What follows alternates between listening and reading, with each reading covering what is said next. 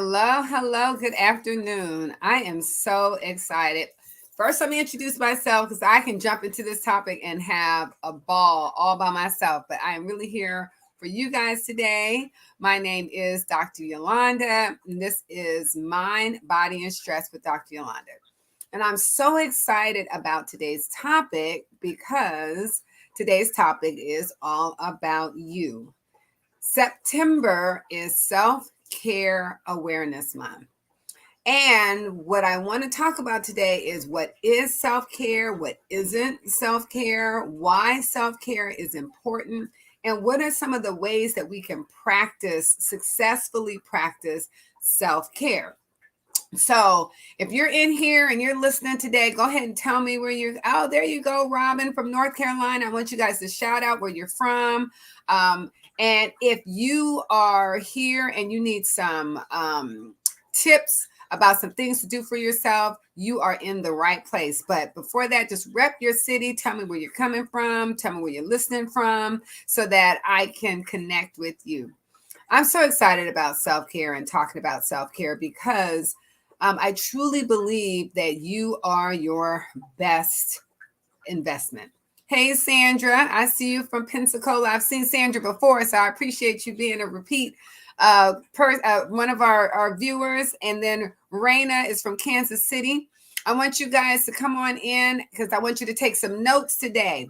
We're talking about self-care. We're talking about what self-care is, what self-care isn't, how to practice self-care, and just what are some simple ways that you can be intentional about caring for you, caring about you. And truly, when you truly care about yourself, you actually teach others how to care about you too, right? We're often doing things where we sacrifice so much and we give up so much that we actually teach others, particularly if you're a parent, you teach your children that you don't necessarily matter, that you don't necessarily, that you don't prioritize yourself. So you teach them not to prioritize you as well. And so we want to get out of that habit.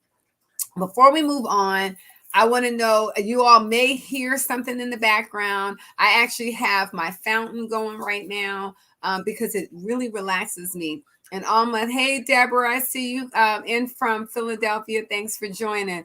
When I am in this space, this is my office. It's actually one of the most serene rooms in my house. And I've been very purposeful and intentional. I don't know why I keep messing up this word.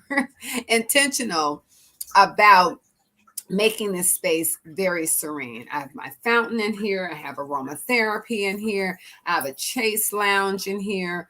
And so oftentimes I'm doing work, but this is also where I meditate. I talk about meditating a lot. Again, that goes back to how you deal with stress.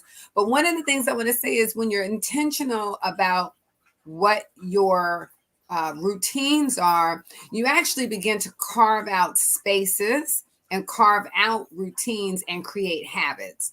And so this particular room, my office, is a space that I carved out just for myself so that when I do need to do work, I'm doing it in a place that's very serene to me, that feels very comfortable, that feels very relaxing. And everyone else in my house knows that when I'm in this room and I close the door, then you have to let me know that you need access to me. And I make that decision I make the decision when I'm going to give access to myself.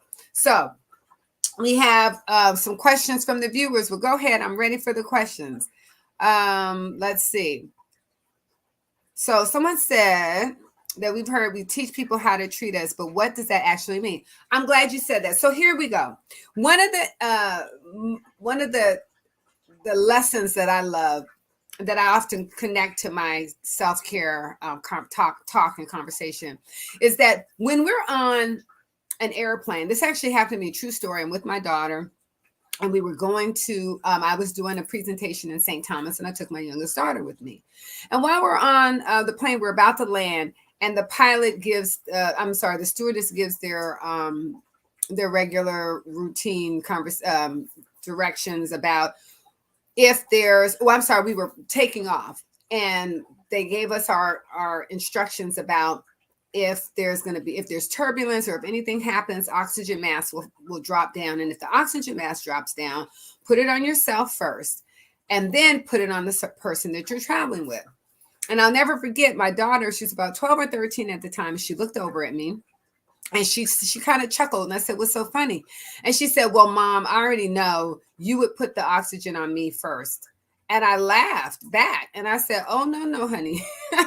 I said, "As much as I love you, I absolutely am also obedient and I'm not crazy. I would put the oxygen on me first, and then I will put the oxygen on you." And I said, "Because if I can't help myself, I can't help you." So oftentimes when it comes to self-care, if we don't prioritize ourselves, if we don't show that we have to carve out time for ourselves, that we have space in a room where, like I said, in the house, in a room where we can close the door and people have to ask for access to you. If you have no boundaries, then you're teaching others around you that your boundaries don't matter, that they can sort of come in and barge in and interrupt anything that you're doing at any time. So you're literally teaching them that you have no boundaries. So my daughter was under the assumption that I would do for her what I wouldn't do for me. And it was based on her experience of all the things that I have done for her over the years.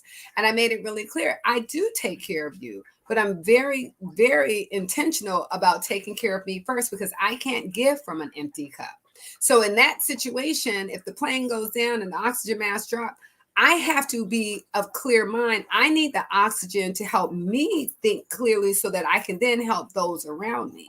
And so we often don't think about how caring for ourselves, prioritizing ourselves, really teaches others that we are important enough to be prioritized.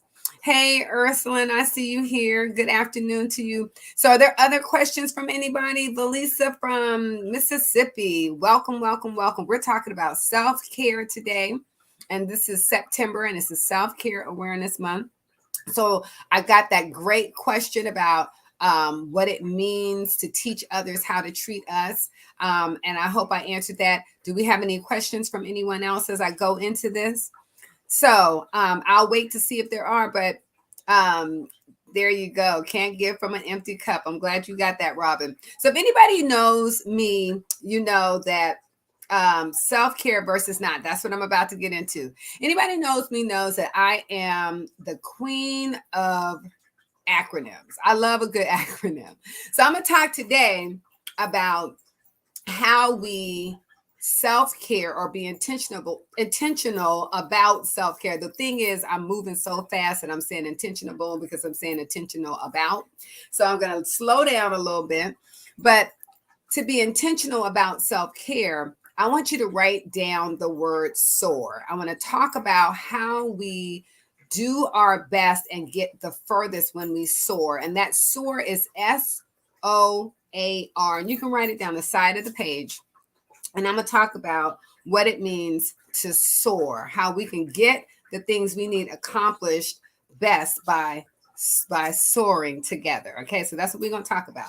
But the first thing I want to say is that there are 4 steps to create best self-care practices. So self-care can oftentimes be confused with grooming or just little things that we do for ourselves on a daily basis that we must do anyway. So simply going to get your hair done or going to get your nails done or getting a massage are not they're not always self-care. Sometimes those things are things that we just do for grooming purposes. Sometimes we're doing it for others. We might go get a massage with someone else. We might get our hair done because we want to look good for our partner, or we have an event or things like that, but we're not necessarily doing it just to make ourselves feel good. So some of the things that we're doing aren't always self-care. What self-care involves are intentional actions that you undertake to offer yourself kindness, support, enhancement, thoughtfulness, patience, restoration, and grace. So you're being intentional about giving to yourself their actions and their attitudes that you have about yourself. And really, it relates to self love. That's literally what self care is about. It's the actions that you are portraying toward showing yourself love. But the 4 steps to creating best self care practices are: number one, you want to build in rest as a catalyst for productivity, not just from a break, not just as a break from being productive. One of the things that people don't understand is when you get really good rest, you rest your nervous system. One of the reasons I'm so big into meditation is because that rest prepares me to then be even more active, more creative, have more energy, and be more effective. It's not simply I work so hard until I just have to stop and I need a break. And then I get up and I work, work, work. That's not how rest should be used. You want to begin to use rest as a catalyst so that you can actually do better work, more effective work. I love it. Deborah says she always gives herself a hug. That's a beautiful way to show yourself self-love. And so I'm going to continue to talk about the things that we need to do. And so rest is so extremely important. Getting that rest, whether it's 7 hours, which is what the scientists say. Some of us get less just because physiologically I need less. But the rest that you get should be a catalyst so that you are actually ready to do better, effective, more creative work, not simply a break from work in between. So you're working yourself so ragged that you literally fall asleep at your desk because you're tired. Then you pop up in 10 minutes. Okay, good. I got that 10 minutes in. Now I can do more. That means you're not effectively resting. Okay. The second thing is to streamline your schedule so that you're doing fewer things better. Every time we say yes to something, we should be intentional again about that.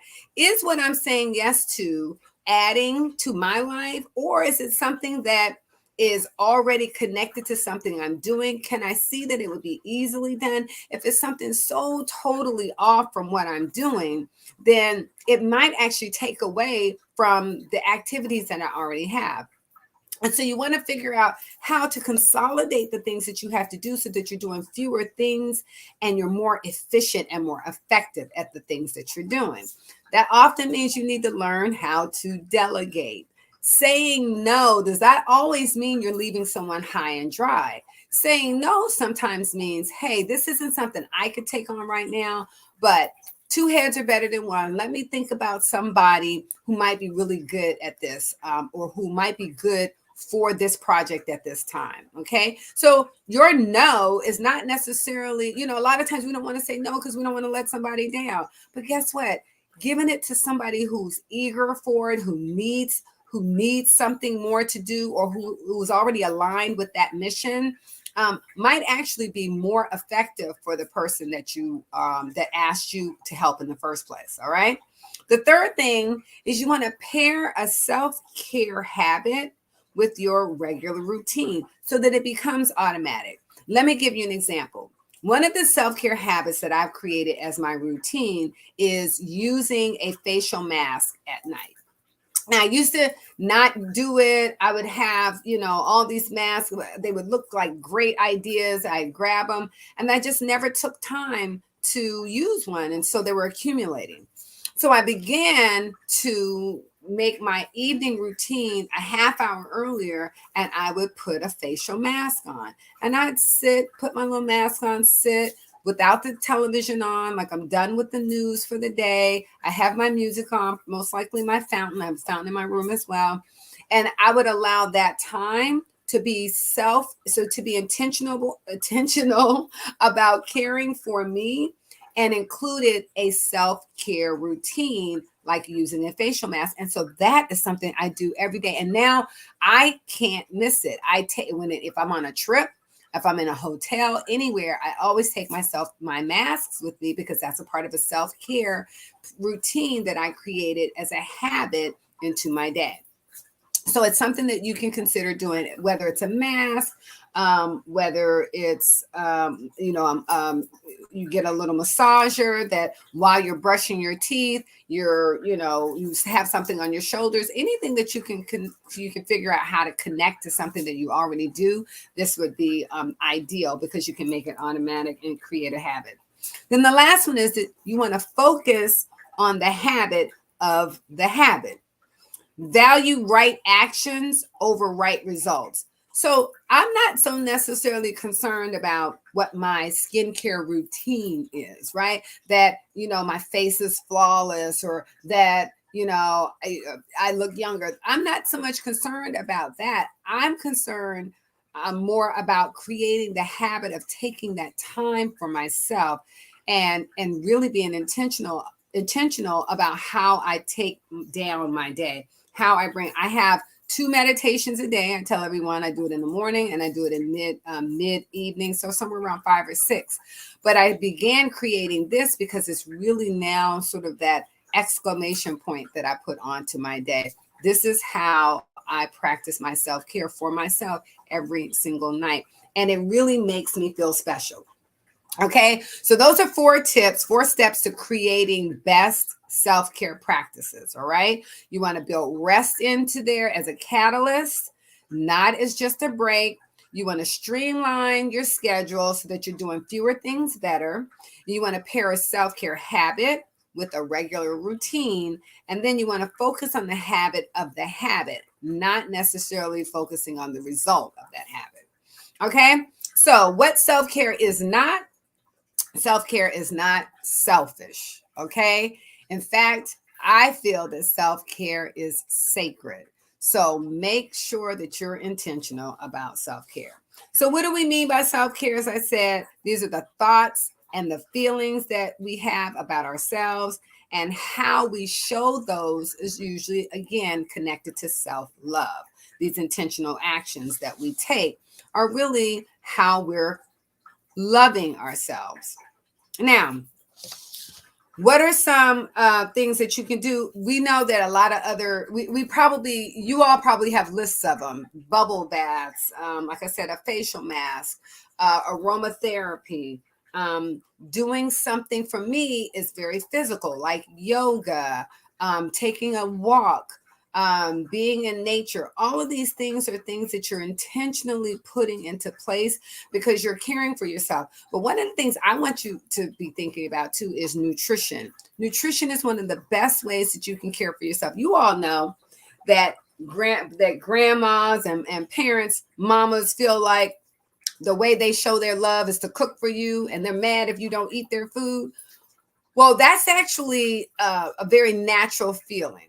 But what I like to do is I like to make sure that I'm eating very healthy, wholesome things that make me feel good, as a way of showing myself, my body, self-love. One of the things that I do in the summertime, one of my favorite salads I made sure I got right before I started today, is a nice watermelon summer salad. Oh my goodness. And I can share that recipe with you all at any time, later date. But it's watermelon, cucumber, very simple. I squeeze lime on top, and it has feta cheese, and the only 2 other things, which is basil and fresh mint. That's it. That's the entire thing. Now, sometimes I add avocado and sometimes I don't. But it's a very simple salad, but it has protein, it has lots of water, it has the fruit, which is good sugars, which is the natural sugars. And then it has the basil and the mint that really awakens your taste buds. And then that lime. It's such a good summer salad, and it's very filling. But because it's so nutritious, I always feel great after I have that salad.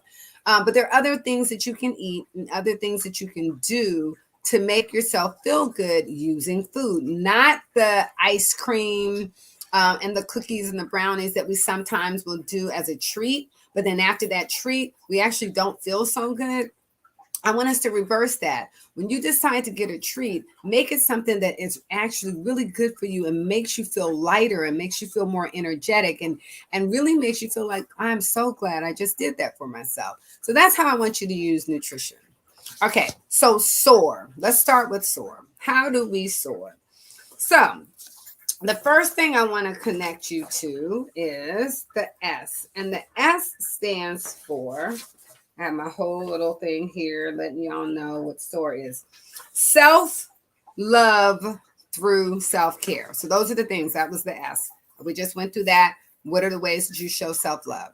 The O in this acronym is optimizing your well-being. So what does optimizing your well-being mean?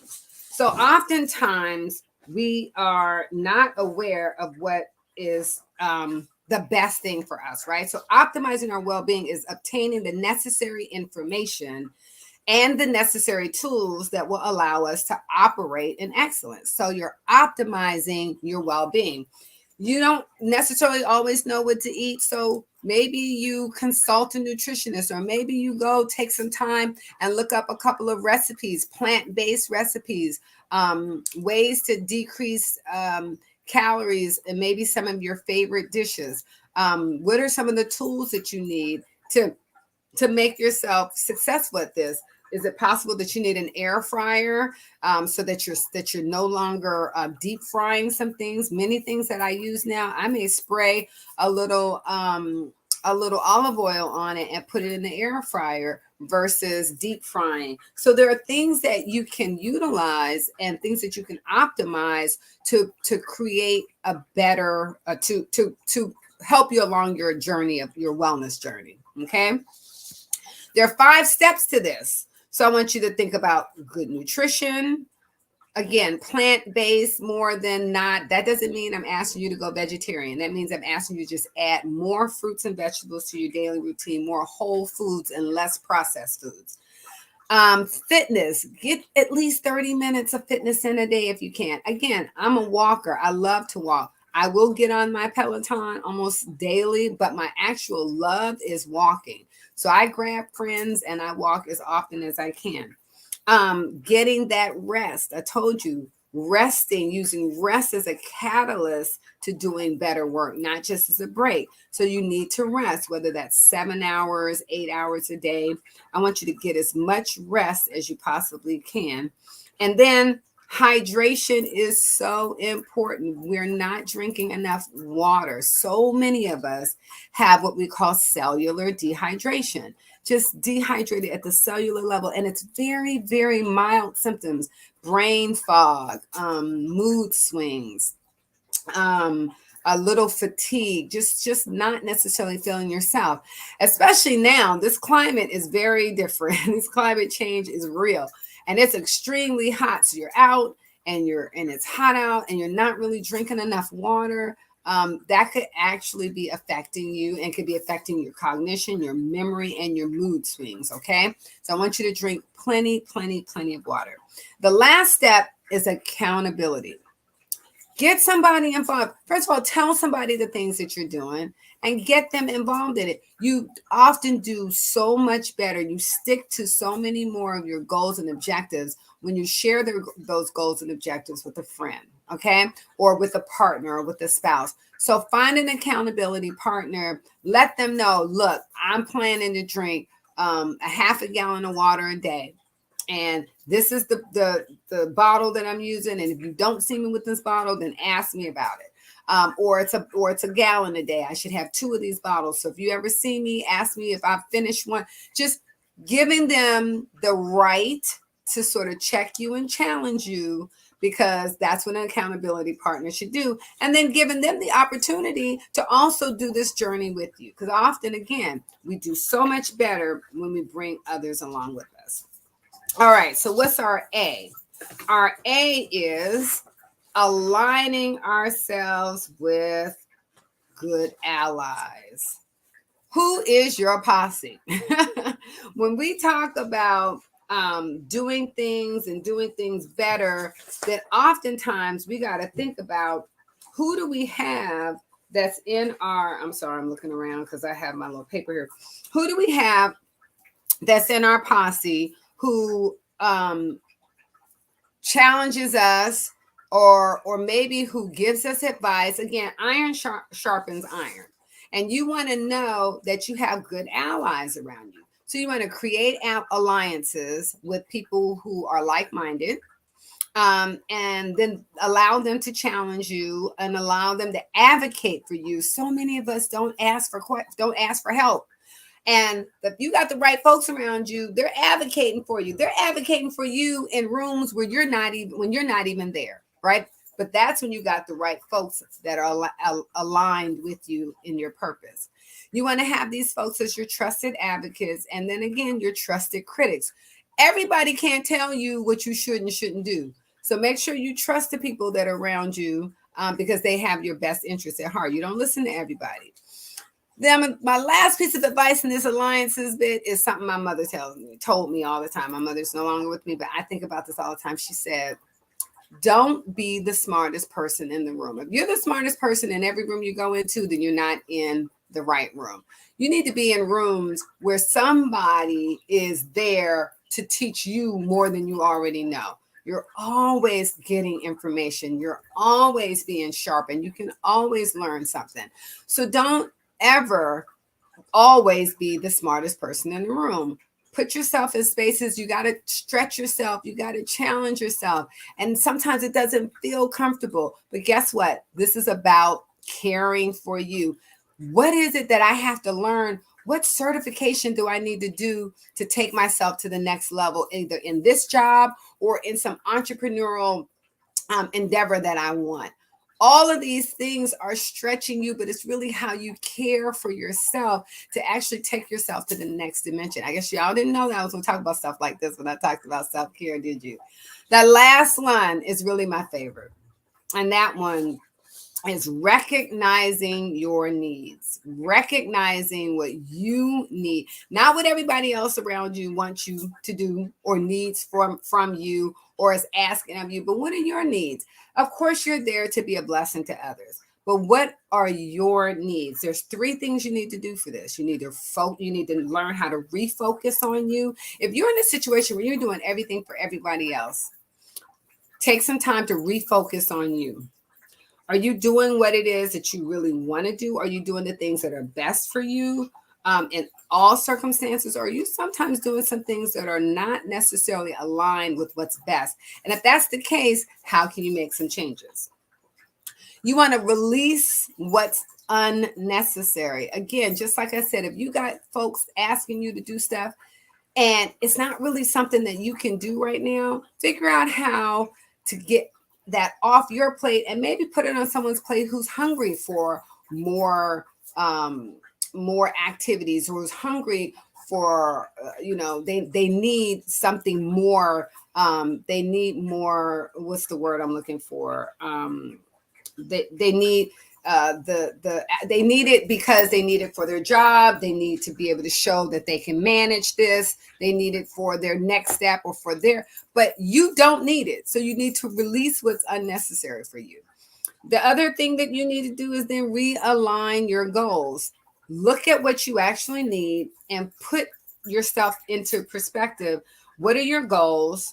Assign objectives. So many people say, hey, I want to lose weight, but they have no objectives. The objectives are the things that you do along the way to reach your goal. So what does that mean? That might mean, like I said, drinking more water. It means getting at least 30 to 60 minutes of exercise. It means getting enough rest at night. But a lot of times someone says, I just want to lose weight, but they don't have any plan and they don't know what to do next. That's like getting in your car, pointing it south, at least from DC, pointing it south and saying, my goal is to go to Atlanta, but I don't have a roadmap. I don't know what highways to take.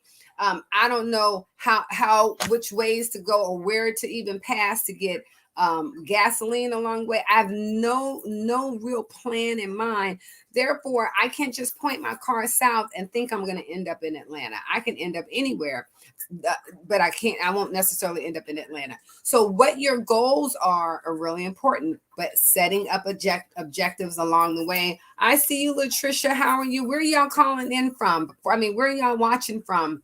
That's really important for me because I like to know who I'm talking to. Yes, challenging for you as a mom. Refocusing on you. Yes, release what's unnecessary and realign your goals. I love it. I love it. I love it. Robin is taking notes, y'all. And this is really, really important. So those are my four things. This is how we soar, right? What is the importance of self-care? Because we didn't talk about that. Hi, Lori, calling from in from Cedar Hill. I keep saying calling. I'm sorry, y'all. I do another show that calls in.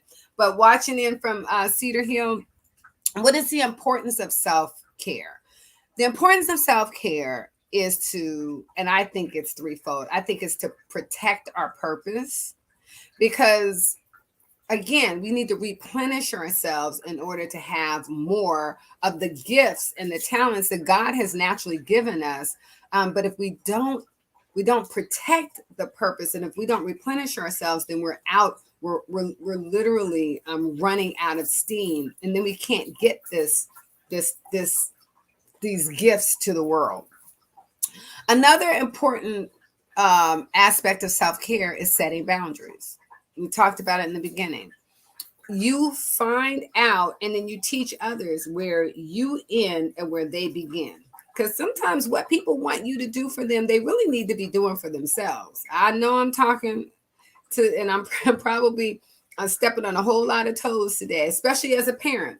You know, I have children that I have taught to do things, and they're learning to do things on their own. My youngest just went off to college, and there's so many things that you find yourself doing for them for so long that they at some point have to begin recognizing when they're supposed to start doing these things. And so it's our responsibility to set some of these boundaries, to teach them what boundaries look like, not just for us and them, but so then they create healthy boundaries for themselves, and they don't become someone who allows people to sort of push on their boundaries. They don't allow themselves not to know when to say, hey, I can't necessarily do this, or this is too much for me. This even goes to for some young people when it comes to being pressured to do things they don't want to do. Boundaries matter, right? Hello, sunshine. Yes, these are some of the ways. So you got to be able to set boundaries. Self-care is all about self boundaries. Hey, Diane, watching from Miami. Yes, you all usually volunteer for these difficult tasks, and you're learning that you do not always have to take the lead. Girl, say it again.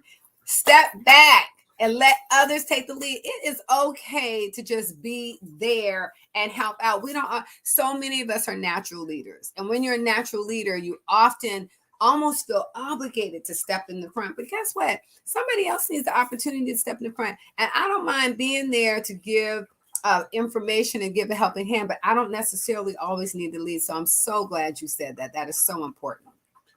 The last part of this self-care piece of importance is respecting your capacity. This is something you just basically feeding off what you said. Respect what your capacity is. The problem is we're constantly pushing our capacity and pushing our capacity and pushing our capacity. And what that does is sometimes it allows us to put this S on our chest and say, look at all these great and wonderful things I've done. But the problem with that is we can't always keep all those balls in the air. And if we can't keep them all in the air, then we feel bad when we drop one over here or when something goes. And guess what? We shouldn't. The problem is we really took on too much in the first place. So when you respect your capacity, you actually already say, you know what? That looks like a great project, and I really wish you luck on that. In fact, just keep me posted on how you're doing. If I can ever give you some support in terms of information or other folks that might be involved. That's you. You have a hard time saying no, sunshine. I'm telling you, I had to learn to say no, and I had to learn that no is a complete sentence. What does that mean? So many times someone will ask you to do something, and when you say no, you say no because, and you begin to explain why you can't do whatever it is. You actually don't have to do that. You get to say no, and after no, there's a period, and you don't have to be rude about how you leave it, but that's the end of that. Can you do that? No. Oh, okay, thank you. And guess what? They're prepared to ask someone else often, but because they know that you will usually say yes, they'll come at you. And I say this to people all the time. When you ask me a question, there were two options. There was a yes and there was a no. When I said no, instead of yes, you have to create other options for yourself. So sometimes you have to teach people that. If you're coming to me and asking me for something, if I'm not able to, you should already have in mind who else you can ask. That's your responsibility. Now, if there are some things that I can offer you in terms of information or other suggestions of people, I surely will. But the word no is a complete sentence, and I don't have to explain anything after that. So I hope you guys are getting something out of this in terms of how to practice self-care, why we practice self-care, and what it looks like and what it feels like to practice self-care. So if you guys have any questions for me, I'd love to hear them. And I would love to answer. But again, we are talking about self-care. I want to know, hey, Brenda from Baton Rouge.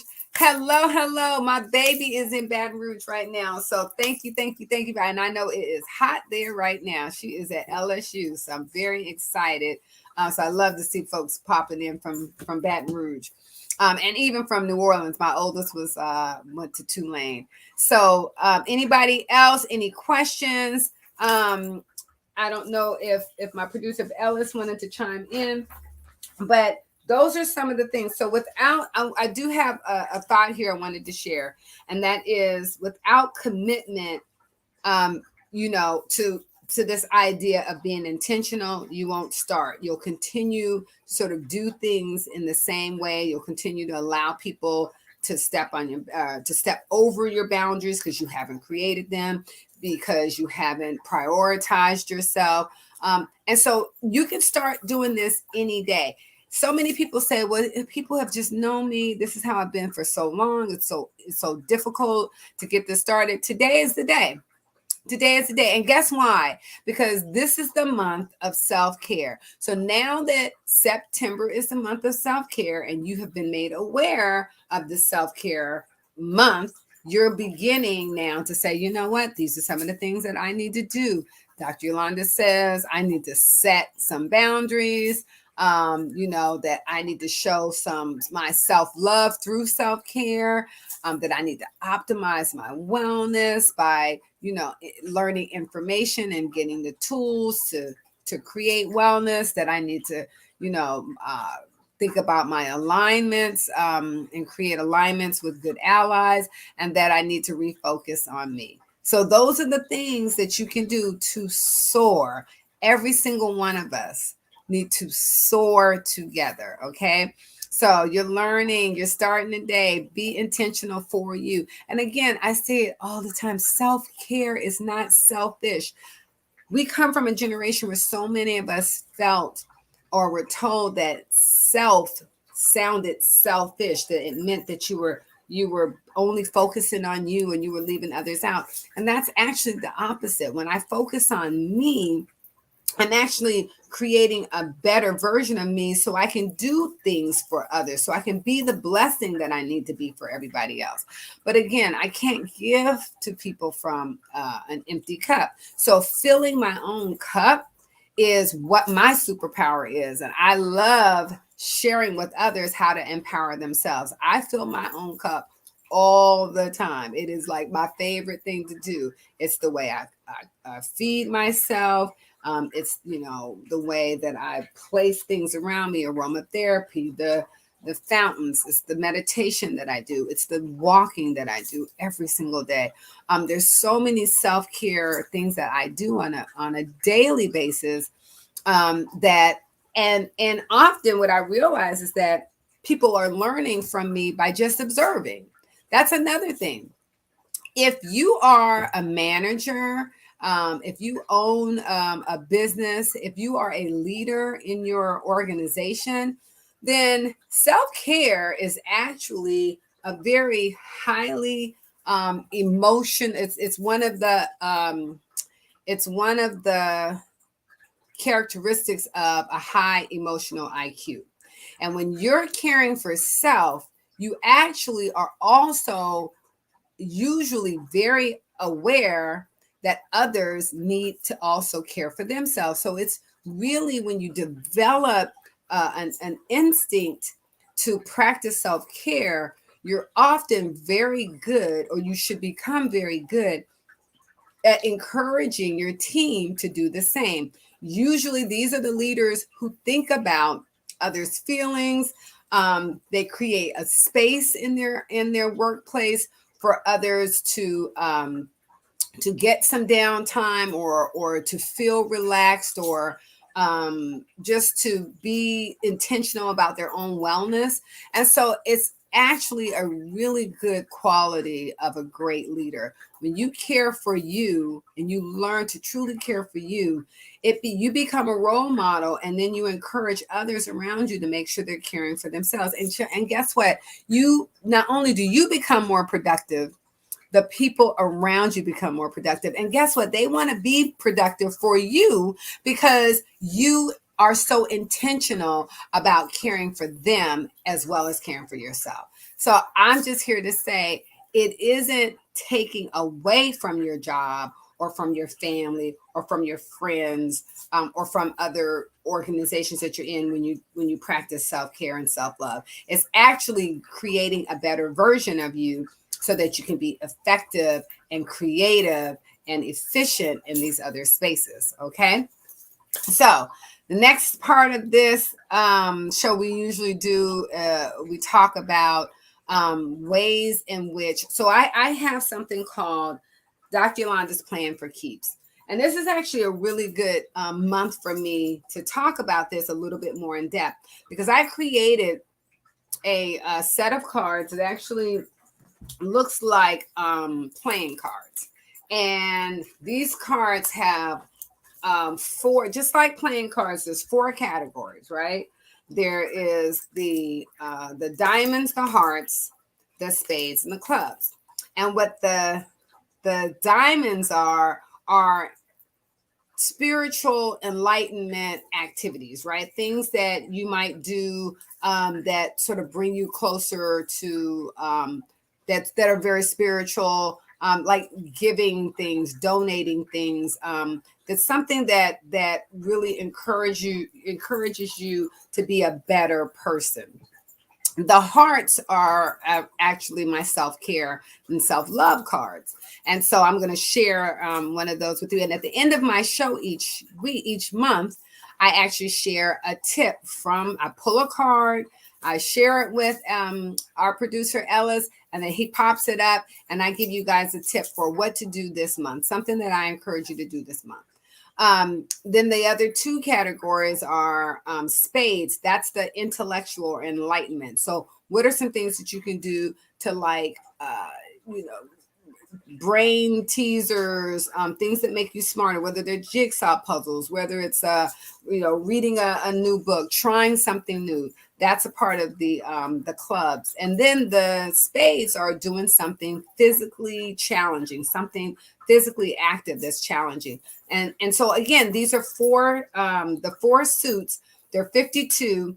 And the way it works is I sell these, that you give them to somebody as a gift. You get it for yourself, and each week it tells you pull a card. It tells you something different that you can do that week. And what is great about it is you don't have to do this in January at the beginning of the year. You can start this any time of the year. So what we're doing today is we're going to share what I planned to do if we'd done it last week, was to give you four cards, so that you can do something each week this month versus one card. But we're still going to share the four, but we're going to start with the first one that I sent to Ellis. And that first one, the first card I'm going to share with you is the Eight of Hearts. And the Eight of Hearts is to create a thank you card for yourself this week. So write yourself a thank you card. And then I'm going to read a little bit. Gratitude is the quality of being thankful. And beyond that, the readiness to show appreciation. In its natural state, the brain is wired to pay attention to the negative and then focus on what is wrong. This is a survival skill that many people we're not conscious that we're utilizing at most times. So what keeps us out of harm's way and teaches us what to avoid in the future are the things that we remember not to do. I burned my hand on that. Oh, don't do that again. Things like that. Therefore, it's important to actively recognize the tendency of the brain to move beyond that wiring of focusing on the negative so that we can access the positive things that are connected to things like gratitude. So, for example, sometimes we're so focused on what isn't going right in our career or our relationships or our bodies or our social life that being asked to focus on gratitude feels like a major challenge. And this is because, again, to access gratitude, you have to look with optimism on what feels good, what's awe inspiring, or what might warm your heart. Where most of us have little to no practice of self gratitude today, I'm asking you to put that aside and start thinking about what are the things that you truly love about you. This is a self love um, project, this is a self love activity, right? So, not the falseness of the ego, or I'm talking about, what do you love about yourself? You might be a great friend, a great parent. You might really care about certain things like the climate, or you always go out of your way for neighbors. There's just things that you do naturally, that you actually care about. I mean, that you actually are grateful about for yourself, but we don't often tell ourselves that. So just sit down and write yourself a thank you card, thanking yourself for your sense of humor, thanking yourself for the way you take care of your family, thanking yourself, because oftentimes we don't always get that thank you from the people that we're doing this for, right? So this is a time when you can thank yourself and just write a nice little thank you card this week, just being grateful for where you are right now, being on earth, being in the job that you have, even if it's not the job that you want. But guess what, you're doing this, and maybe you have some plans to do some other things, but there is something that's very special and unique and divine about you, who you are, and how you connect to people at this time. All right, so I want you to sit down and I want you to write yourself a thank you letter, and a thank you card, a thank you letter, draw a nice picture, something for yourself, just out of gratitude. And if you can think of even three good things, three things that you're grateful for, then that's doing a lot, because there are very many people who can't. All right, so that's the one I wanted to share with you guys and make sure I got out of the way. I have a couple more, because you can do these. You can do that this one time this week. You can do that by the end of this week. Today is Friday. You can do that this weekend. Okay. So I have another few that I want to share with y'all. Okay. The next one is to identify a person who believes in you and who makes you feel good about yourself. So first identify who that person is. And then I want you to commit to spending some time with that person this week. There's so many people that don't necessarily always make us feel good. Their energy isn't the best for us, and we spend the most time with them. It might be somebody at work, it might be somebody, and we see them so often that it actually upsets our energy, and it doesn't make us feel so good. But then there are those people who we really, I mean, they just naturally love us. Like, we make their day. For me, it's my uncle and my aunt live in Seattle. I mean, I could do no wrong when it comes to them. And I make it a point to spend time with them. But how do I spend time with them? How do I do that? You ask. They're in Seattle. I make sure I call them. If I don't call them once a week, I'm calling them at least a couple times a month. And a lot of times I'll even set up a Zoom call just so I can see them, because naturally my uncle and my aunt get this big smile on their face when they see me, and their love for me makes me feel good. So whoever it is that in your life that just spend time, it's your child, it might be your pet, you're spending this extra time with them, just be intentional about spending that time, because their good vibes and their good energy, it really does affect your energy in a positive way. So again, you're the average of the 5 people that you spend time with the most, says an American entrepreneur and this motivational speaker. His name is Jim Rohn. And with this in mind, you should think about the people that you're spending time with the same way you think about what you eat and how you're exercising, these muscles and these things that you're doing, that you're constantly doing. Also think about how you're spending time with people that have that good energy and that really, really care about you. So take inventory. And if you are thinking to yourself, I don't really have anybody that just gets that kind of positive energy and joy when they see me, then you need to take inventory of the people in your life. Okay.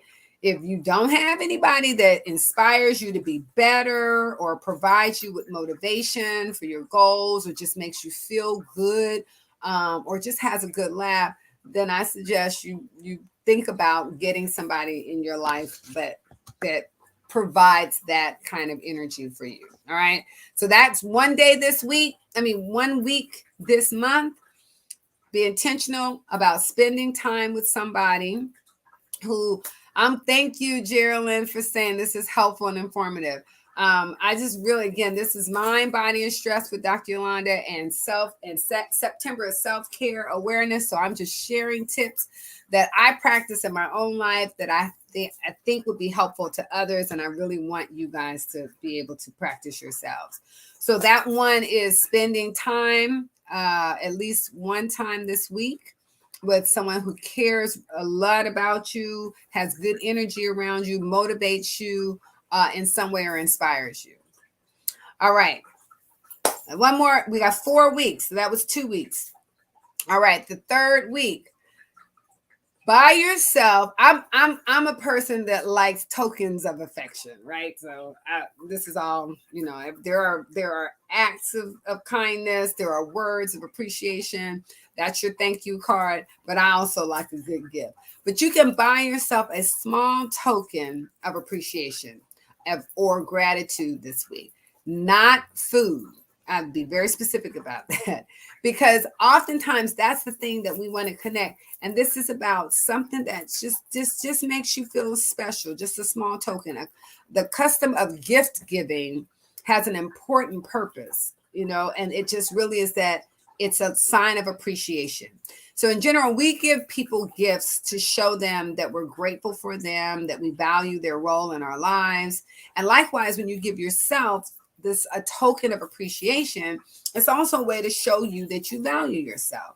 And a gift can be something really small, like an accessory, something you've been thinking about getting for a while. There's these earrings that I kept saying, I'm going to get those. But this is Self-Care Awareness Month. You can wait until the end of the month until you can afford it if you have to. But something special that you've been thinking about getting yourself. It could be small. You can get a set of sheets, nice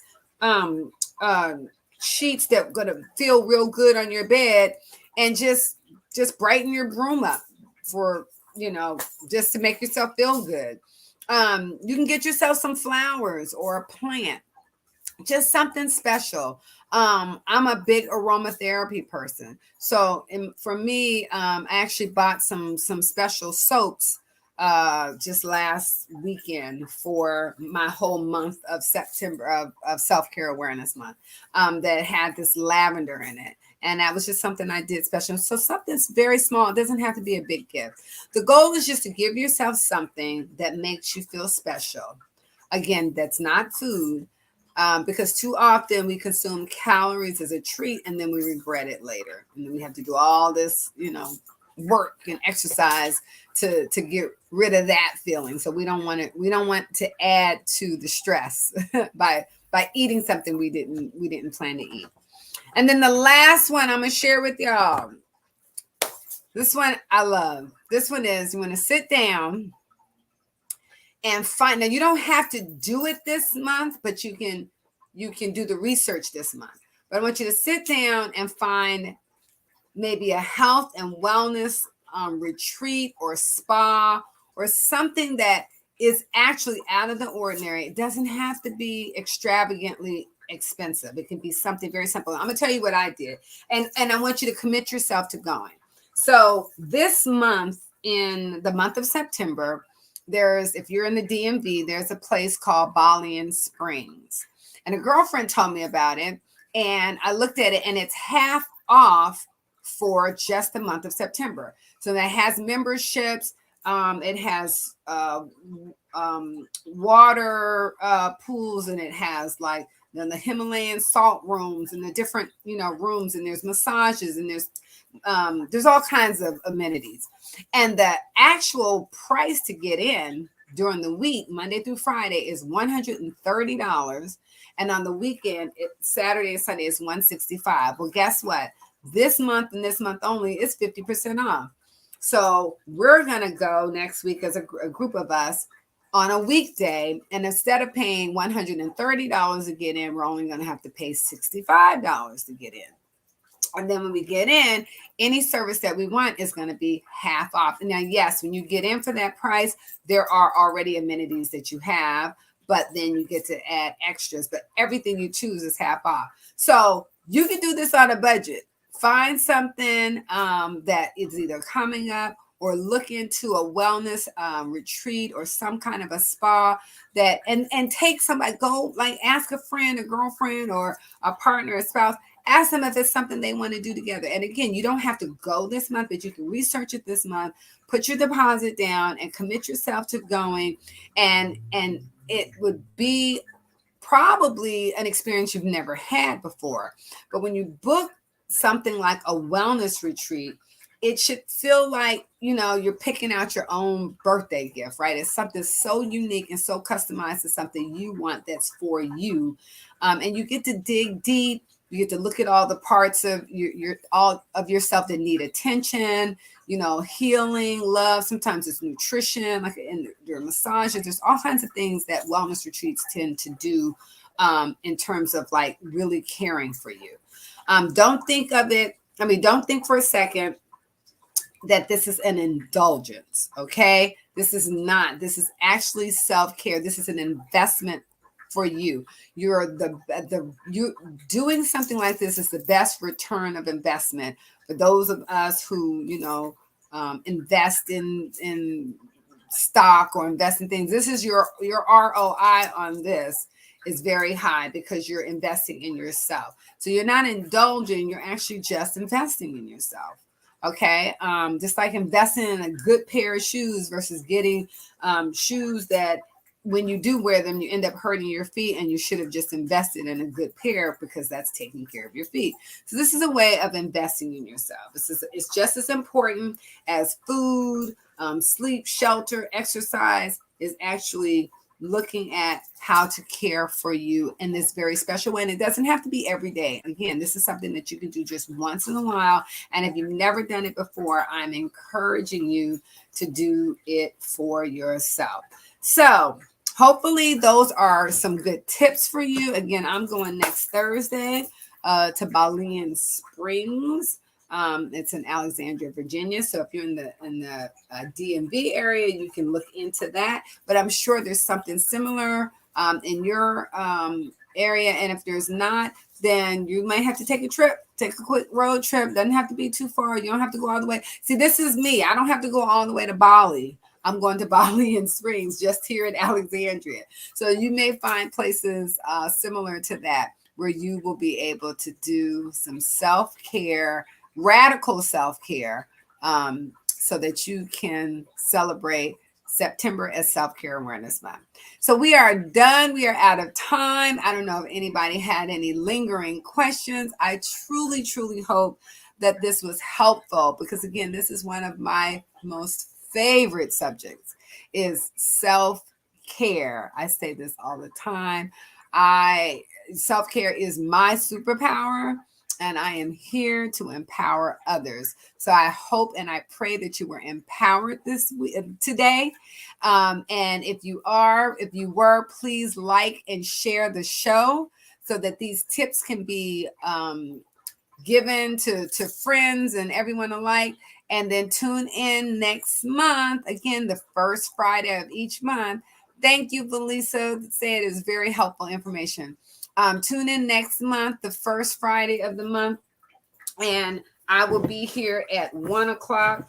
I don't even know what day that is. Oh, the last thing I want to say is if you all are interested in, we talked about optimizing your wellness.